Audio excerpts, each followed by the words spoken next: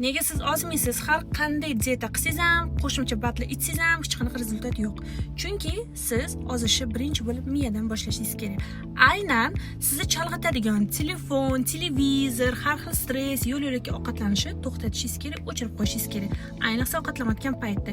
Chunki bor diqqatingiz, agar siz serial ko'rib ovqatlanib o'tiradigan bo'lsangiz, fokusingiz ovqatda, uni hazm qilishda, uni usvayniya bo'lishida emas, balkim jarayonda bo'ladi. Va shuning oqibatida siz to'qlik hissini his qilmaysiz, u esa usvayniya bo'lmaydi va keyingi vazn yig'ish, gormonal buzilish, oshqozon tabiiyki kengayib ketadi.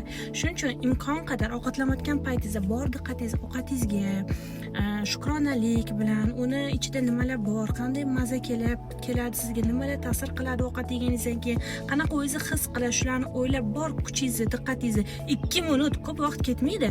Shuni ovqatga beradigan bo'lsangiz, telefon, televizorlarni o'chirib, ishoning, yarim tarelkaga to'yasiz. Tabiiy yo'l bilan oshqozoningiz albatta kichrayishni boshlaydi. Yeyotgan ovqatlaringiz o'zingizga so'rilgani hisobiga siz o'zingizni tez, energichni va to'qlik signalini his qilishni boshlaysiz. Albatta bu videoni ko'p yeb qo'yadigan dugonangizga borib qo'ying va menga obuna bo'ling. Yana ham foydali ma'lumotlarni o'tkazib bormaslik uchun.